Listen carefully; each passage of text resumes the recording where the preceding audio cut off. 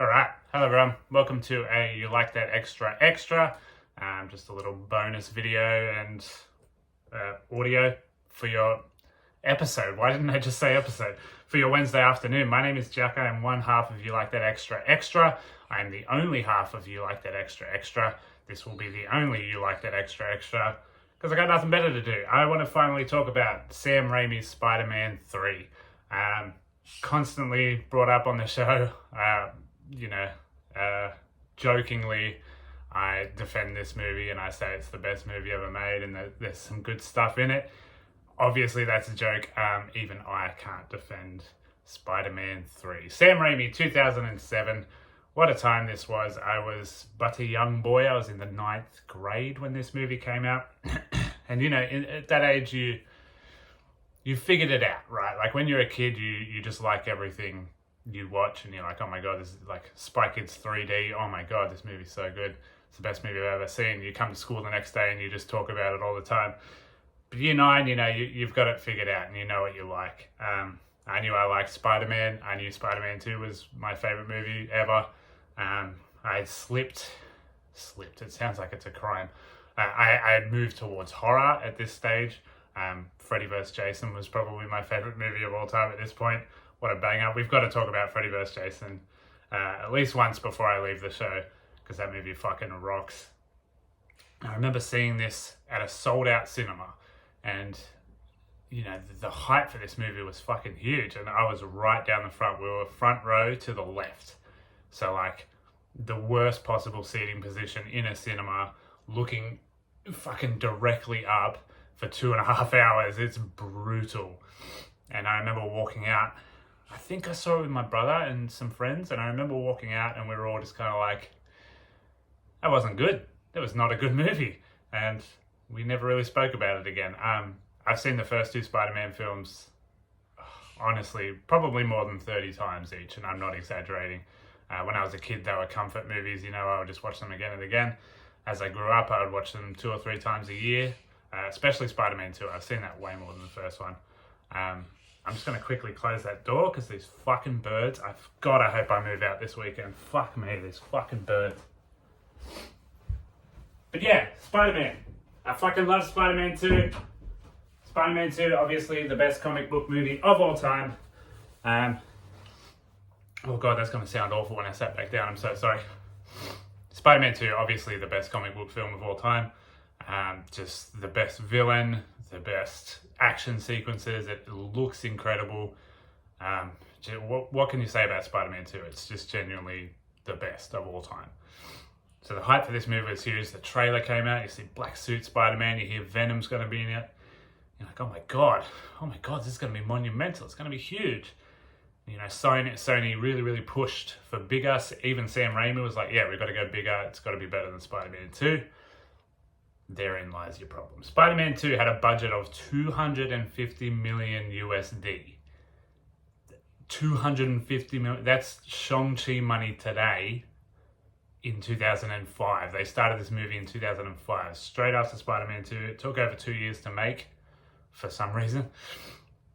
But the box office raked in $894.9 million US dollars, which is just crazy at the time too. Like, fuck me. I know it's not that long ago. It kind of is though. Like, it's the end of 2021. Like, 2007 was a long time ago, man. We're old. I'm sorry. We're old. 63% in the critics, 51% in the audience. Nobody likes this movie. Like, just straight up, no one likes it. Raimi memes and stuff, aside from the jokes and stuff, you occasionally get some actual talk about the Raimi trilogy and nobody can defend it. There's nothing to defend. Like, even when I joke about liking it, I'm like, oh, there's some good stuff in there. There genuinely is not. I quite like the fight scene in the mansion between Harry and Peter. I'm going to call him Toby so often. The fight between Harry and Peter, it's really visceral, it's really well directed, it's just them two, it's not a big CGI schlock fest until the end of the fight. But that's kind of it. Everything else is just baffling. Like, all of the choices, there's no direction at all, because we'll get to it in a bit. There was so many fucking fingers in this pie where there's not Spider-Man 2 and 1, I don't know why I said it like that, they're both oozing with Sam Raimi. Just, you can tell straight away it's Raimi, and there's just so many little tropes and nods to early work and horror and stuff like that.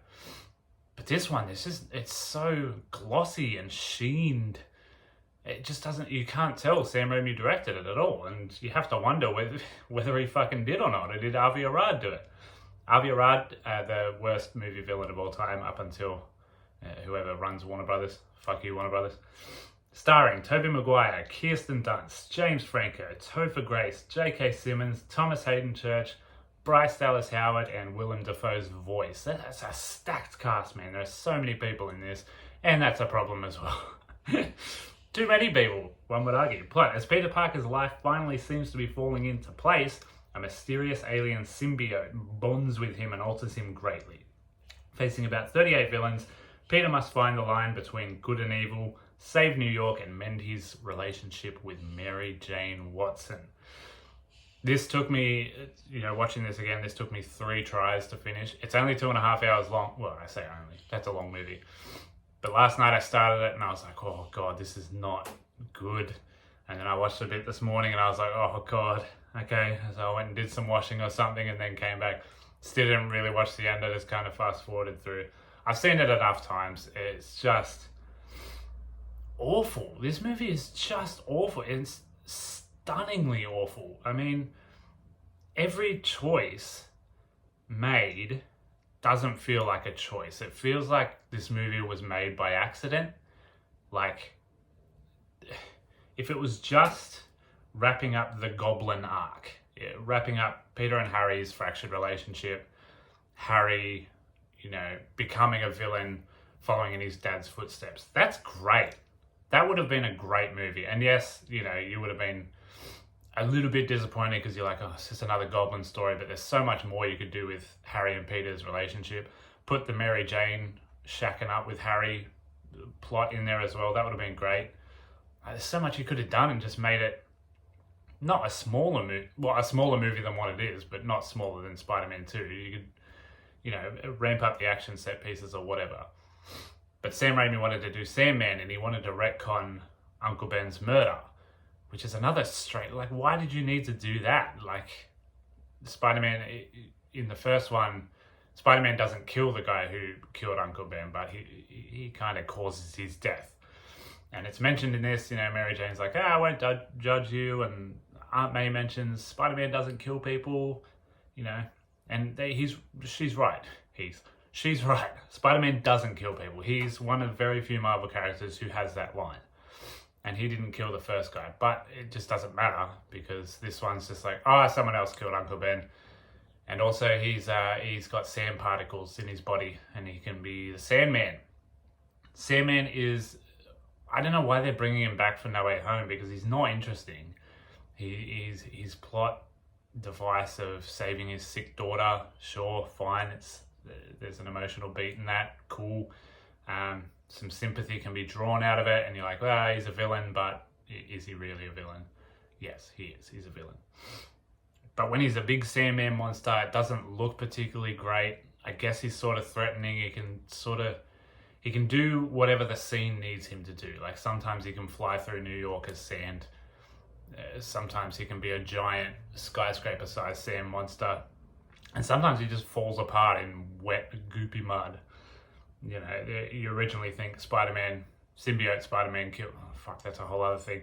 Spider-Man kills him by drowning him in water and turning him into wet, goopy mud. And of course he comes back inexplicably. He's just fine to help Venom at the end. Just another thing. And it's just not interesting. Who cares? Who cares? And Thomas Hayden Church, I'm probably going to call him Thomas Jane, so just forgive me. Thomas Hayden Church, his performance is not good. He just looks like he's always been caught wanking. His mouth's always a bit open and he's got those really wide eyes. And he's just the performance is not good. I'm sorry. And then at the end he has his big emotional, hey, sorry I killed Uncle Ben, but I had to do it for my sick daughter. Peter's like, yeah, that's all right, mate. You're all right. Off you go. You're fine. And then in No Way Home, Strange says they all die in their universes. He didn't die. That makes no sense at all. And then they fuck the Peter and Harry thing. You know, if you made this movie without Venom, without Sandman, maybe there would be redemption at the end and they would be friends again, or, you know, Harry would kill himself like his dad or something, and again, you're just doing the first movie again. So, you know, I'm not writing this movie. But it makes no sense why Harry just decides to like Peter again. He gets his butler says something nice to him, and he's like, you and Peter have always been friends. Don't fight over a girl or something, but there's a bit more to it than that. And, you know, Harry gets this big redemption and he's fine, which is just not interesting at all. Like, why do you have to take villainy, villainous characteristics away from villains? Why? Not every villain needs sympathy and redemption. Like, it's so, I guess that's a trope of comic books. I don't know. I don't read comic books. But it's bad. It's not interesting. You're just like, oh, well, the fight scene from earlier is less interesting now because it didn't matter. Peter was going to just kill Harry in cold blood and not care about it. And then he's fucking crying, doing the Toby cry.jpg meme at the end. For nothing. Like, it just retcons itself. It's just like spinning its wheels, retconning itself and undoing what it did before. There's so many plot points. So you got, let's try and break it out. Let's try and count it all, if I can remember anything about this movie. So you got Peter and Mary Jane going gangbusters. They're going to get married. Sweet. Aunt May forgives, well, she doesn't forgive, but she's just like, you know, who are we to decide who lives and dies? Uncle Ben's dead, so what? Nothing will bring him back. You've got Rent. You've got Mr. Ditkovich and his daughter. We're counting that as another one. His daughter seems to be in love with Peter. God, you've got Harry becoming the Goblin and then forgetting. We'll just leave that as one. And then forgetting, like, you know, he hits his head and forgets he's the Goblin, forgets he hates Peter, forgets Peter killed his dad, but didn't kill his dad. Then you've got Gwen Stacy exists and is like flirty with Peter for no reason. You've got New York loves Spider-Man and throws him a big parade and gives him the key to the city because he saved Gwen Stacy in the crane thing. We'll count that as one as well. You've got Eddie Brock. He's just there, gunning for Peter's Daily Bugle job. You've got Peter being distant with Mary Jane again and missing stuff, and he's going to propose, but he kisses Gwen Stacy and she's not into that. You've got Mary Jane and Harry having this relationship. You've got Harry remembering his Goblin. This is 11. You've got Harry remembering his Goblin and, you know, getting redemption for his father. You've got, we skipped over all the Sandman stuff. You've got Harry Flint Boyle, Flint Doyle, Flint Marco. What the fuck's his name? Sandman. You've got Sandman escaping from prison, getting caught in the particle thing, meeting his daughter, not meeting his daughter, he knows who she is, but, you know, having that moment with his daughter. That's 12. What else we got? We got, God, what else happens? Fuck, I don't remember. Anyway, and then the symbiote stuff happens, right? Sam Raimi did not want any of this symbiote stuff. He didn't want Venom. He didn't want an extra plot line because there's so much you have to do with the symbiote because it drastically changes Peter and Spider-Man so much. You need a whole movie. We've been talking about it with the Venom movies. Like, you can't just jump straight into Venom and Spider-Man. You have to establish Eddie Brock's relationship with the symbiote, Spider-Man's relationship with the symbiote, Peter Parker and Eddie Brock's relationship. You know, there's just so much you have to do, and you can't do it in a movie where you've also got Sandman, Goblin, Mary Jane breaking up with him, Gwen Stacy. You can't do that. But Avi Arad was having none of that, and he was like, no, the fans want Venom. The fans are demanding Venom. You know, Sam Raimi chose the villains for the last two movies. He chose the villain for this one, and he had already chosen the villain for the next one. This one was going to heavily set up Vulture at the end. Not heavily is a stretch, but it was really going to imply that Spider-Man 4 was happening, Vulture's in it. Great. Avi Arad, Sony came in and said, you can't choose the villains. They're all weird. Nobody knows who they are. You have to do a big name. You have to do Venom. We'll send someone else out to write that part of the script. Ultimately, it came back down to the Raimi brothers who wrote that. But they weren't passionate about it. They weren't happy about it. And they just railroaded it in. So the symbiote comes down from space, crashes, lashes onto Peter. It bonds with Peter because he's going through all these changes and aggression and whatnot. Amplifies all of that. It turns Spider-Man into a killer. Ruthless, unstoppable killer with no sympathy or redemption to be had at all. A lot of redemption in this movie. I'm going to say that word a lot, I'm sorry. And it turns Peter into a fucking jerk, an arsehole. Combs his hair over, starts wearing suits. He's like dissing on Mary Jane, with flaunting Gwen Stacy in front of her.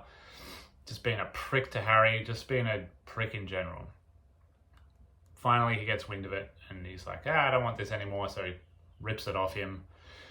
Decides, it's going to go too far, it's going to lose control, so he rips it off him, goes down, bonds with Eddie Brock. Eddie Brock, oh my god, where do we start with Topher Grace? Topher Grace is Eddie Brock. Topher Grace left that 70s show to be in Hollywood, and it didn't work out. He didn't do much. He did this movie. This is going to be a launch pad for his movie career, but he is bad in this movie. He is shockingly bad. I love Topher Grace. I love him as an actor. I love him as a human being. I love his comedy, like his comedy chops, and they try to do a bit of that in this. He's like a quirky comedy guy, but he's also just a little weasel, a little runt. And it's not good. It's not a good performance. It's not good writing. It's not a good character. You just don't give a fuck about him at all. And when he becomes Venom, you only see Venom's face maybe 3 times. Like, it feels like they couldn't land on a design because they just don't show him much. Like, all the symbiote goes back and it's just Topher Grace's face, cracking wires and making little jokes and sexual innuendos, and also like trying not to cry at all times. It's just like, what the fuck is this? What's going on? And Peter humiliates him at the Bugle, and that's enough motivation to want to kill Peter Parker and Spider-Man. Great, fine, whatever. Do it better. Do it in its own movie. It's not good. I don't know if they changed... I just stopped counting the plot threads, I'm sorry. But there's, like, genuinely, it could go up to 20. There's so many fucking plot points. And, it's told in sequence.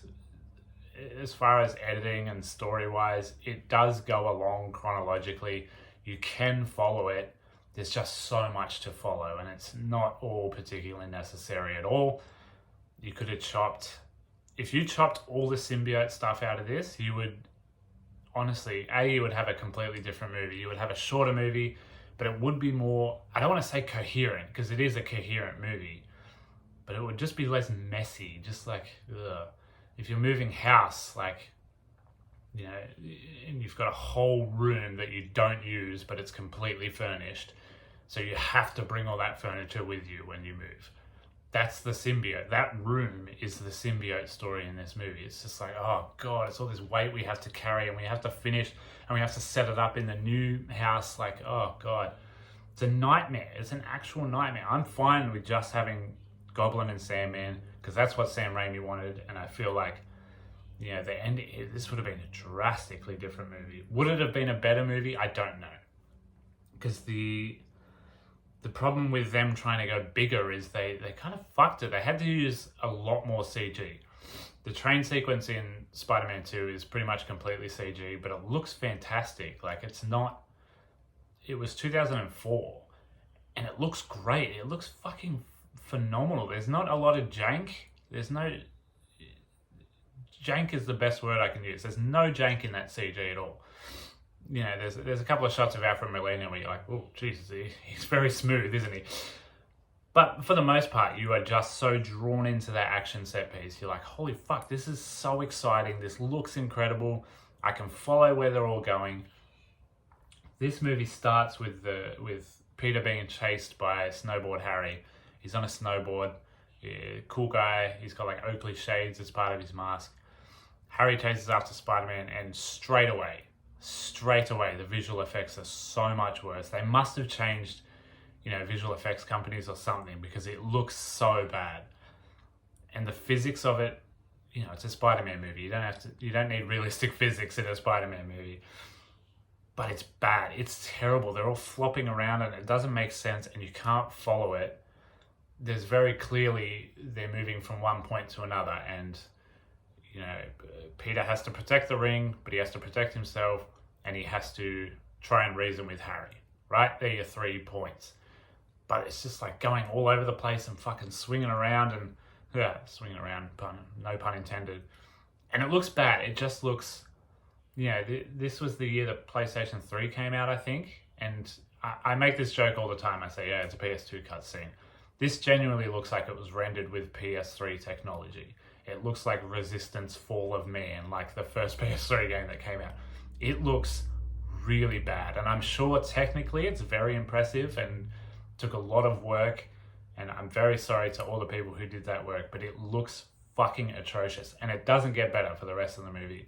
The Sandman stuff looks terrible.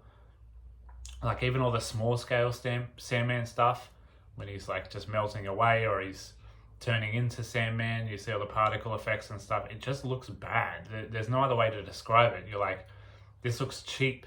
This looks really cheap. And it's a $250 million movie. Where did that money go? And the end scene, it does get a little bit better at the end with Big Sandman and, all the Venom stuff hanging around. But a lot of that was a set. So like all the Venom stuff is a set. That's why that looks okay. But then Sandman's swinging around. And then the Goblin comes in and it looks shit again. It feels like the Goblin is the sticking point for bad CG. Because they just don't know what to do with him. He looks like shit. He's on a snowboard. It's not cool. And, you don't want him to move too much like the original Green Goblin, because then you have that criticism thrown at you like it's just the Goblin again. And it is. Just don't hide that. Like even his death is the same almost. He just gets in the way of his glider spikes. But this time it's for a more honourable, admirable, heroic reason. And it just looks terrible. Like it's all at night. Some of the Sandman stuff is during the daytime and it still looks bad. Venom looks fucking terrible, and like the symbiote is shooting out and stuff. It just looks messy and you can't follow any of it. You're like, where is any of it coming from? Where is it going? Why is it bonding to stuff like this? It just looks disgusting, and it's meant to. Like symbiotes are these weird, gooey alien creatures. But when I say it looks disgusting on top of that. Like the visual effects are horrible in this movie. And then we get to the memes. This is the most memeable movie of all time because of 2 words. Tobin Maguire. One Mr. Timothy Maguire is astonishingly bad in this movie. I don't know what was going on. I don't know what he thought when he read the script. He was at the peak of his power at this time. He was doing fucking Seabiscuit and shit, dyeing his hair red, being on a horse. Spider-Man 2 is the biggest movie of all time, and he was just riding high on himself. And he must have read the script, gone, this is shit, so I'm just going to make fun of it. Because he's making fun of himself. He's making fun of this movie.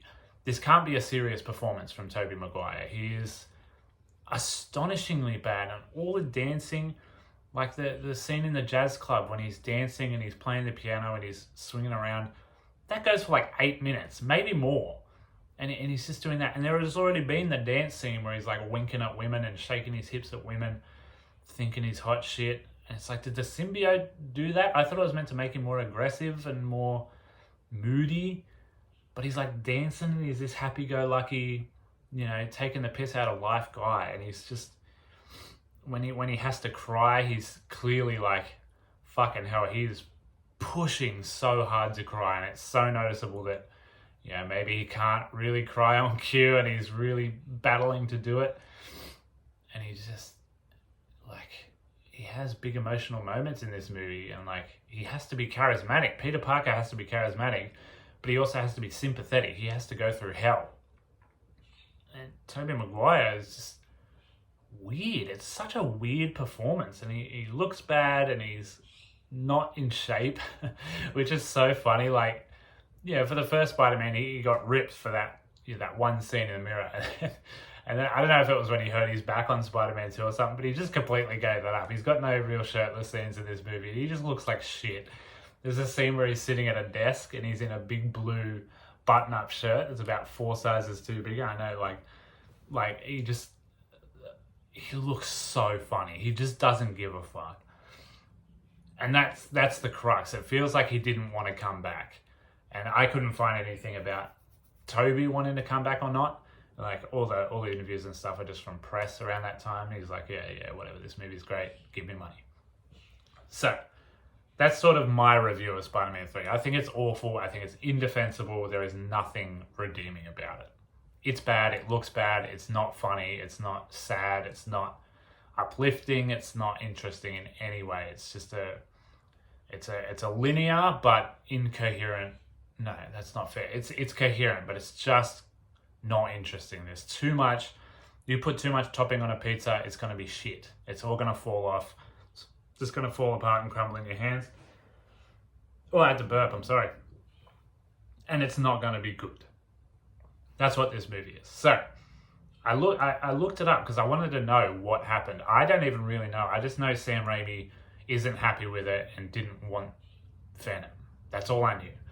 So I found this great article. It's at raincard.com. I'll link it in all the descriptions and stuff, from a guy called Jacob Shelton. Behind the scenes of what made Spider-Man 3 such a creative flop. And he's just listed all the things wrong with it, and then put in some Sam Raimi quotes and stuff. Sam Raimi had very little control over this film. Sony demanded it be bigger and more spectacular than number 2, which is not an easy feat because number 2 is the best comic book movie of all time. Raimi didn't want Venom in this film. Avi Arad and Sony pushed that decision forward due to the character's popularity, as I mentioned before. This is a quote from Sam Raimi. I had worked on the story with my brother Ivan, and primarily it was a story that featured the Sandman. It was really about Peter, Mary Jane, Harry, and the new character. That's it. Right? That's what I was saying before. But when we were done, Avi Arad, my partner and the former president of Marvel at the time, said to me, Sam, you're not paying attention to the fans enough. You need to think about them. You've made 2 movies now with your favourite villains, and now you're about to make another one with your favourite villains. The fans love Venom. Here's the fan favourite. Right? Just terrible. Imagine writing an entire movie, having it done, nailed, fuck yeah, and then the head of the studio is like, nah, you did it wrong. You just did it wrong. Like, that's like you're a fucking 7th grader turning in your ancient history project. Like, that's gotta feel rough, man, and then just completely changes the landscape of your movie. Because fair enough, put Venom in at the end or whatever. You can just add that into a script, like sprinkle it in. But by the sounds of it, they had to overturn the entire script, and it shows in the movie because Eddie Brock turns up in the first 10 minutes or whatever, and then they have to do the symbiote thing all throughout, and it's just, it adds so much, but adds so little at the same time. And like Gwen Stacy and Mary Jane Watson, I don't know why they put Gwen Stacy in. I couldn't find that either. But they only exist to just cop Peter Parker's assholery. You know, and then Mary Jane becomes the damsel in distress at the end. Gwen Stacy just goes away. She's like, I don't like Peter. Sorry, Mary Jane. No, I was trying to steal you, man. Bye. And then just walks off screen, and she's gone forever. And then Mary Jane just exists to get kidnapped again. And, you know, we've grown with Mary Jane Watson as a character as well. Like, she's the co-lead, you know. She's such a fucking important character in this series. And in the comics and stuff, she's a huge character. She does her own thing. She has her own stories. And, you know, we've worked our way up to that. And then this movie just goes, nah, damsel in distress. She just gets kidnapped. The boys have to go and save her again and get a kiss at the end because they saved her. There's just no structure or depth to the 2 female leads in this movie. There is a reason for them to be there, but it's a fucking shit reason. And it's just like, why? Why did you do that to these characters? Give Mary Jane another arc. You know, she's just token love interest, token damsel, and that she deserves so much more than that. And it looked like she was going to get so much more than that, and then just nothing. Anyway, that article's very good. I know I said I took a lot from it, but it was really just that quote. I'll link it below. It's very good. So yeah, Spider-Man 3. I've finally talked about it. I can finally keep making jokes about it. But now you know how I truly feel about Spider-Man 3. This movie is fucking atrocious, and such a shame. It's such a stain on Sam Raimi's legacy and Sam Raimi's name. The first two movies are perfect comic book movies. He really wanted this to be a good build up into 4 and then end it spectacularly with 4. But ultimately this movie, it wasn't even a flop. Like $890 whatever million it was, $894 million.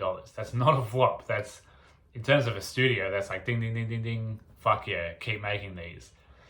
But Sam Raimi was like, nah, you've tarnish this forever, well, for 20 years until I come back and do Multiverse of Madness. So of course Sony just went, well, Spider-Man's a cash cow, we'll just reboot it. They rebooted it again, didn't do as well. They're not worse than Spider-Man 3, but they're about on par with Spider-Man 3, I'd say. They're not good. And then Marvel came in and the rest is history with little Timothy Holland. So yeah, such a shame. Just don't ever blame Sam Raimi for this. Don't ever say Sam Raimi is a bad director. Don't talk shit about my boy, basically. It wasn't his fault. It's never his fault. This movie was not his fault. I'm just going to keep saying that. Even when I'm off the podcast, I'm going to keep saying that. I'm going to pop in and be like, it's not Sam Raimi's fault. But yes, Spider-Man 3, don't watch it. It's very available on Netflix, but don't watch it. It's bad. Tobey Maguire stopped acting. Like, he did a couple of movies after this, and then he was like, nah, fuck it, I'm out.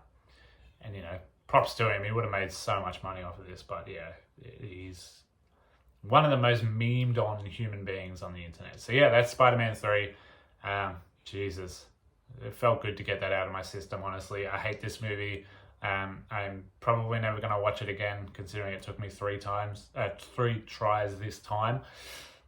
I'm just done with this movie forever, and I'll just go watch Spider-Man 2 again. So that's me. My name's Jack. I'm one half of You Like That Extra Extra. I'm the only half of You Like That Extra Extra. It's just a one-off. Spider-Man 3, fuck you. Fuck you, Avi Arad. Fuck you, Sony. And again, for no reason, fuck you, Warner Brothers. They got nothing to do with this episode, but just fuck you, Warner Brothers.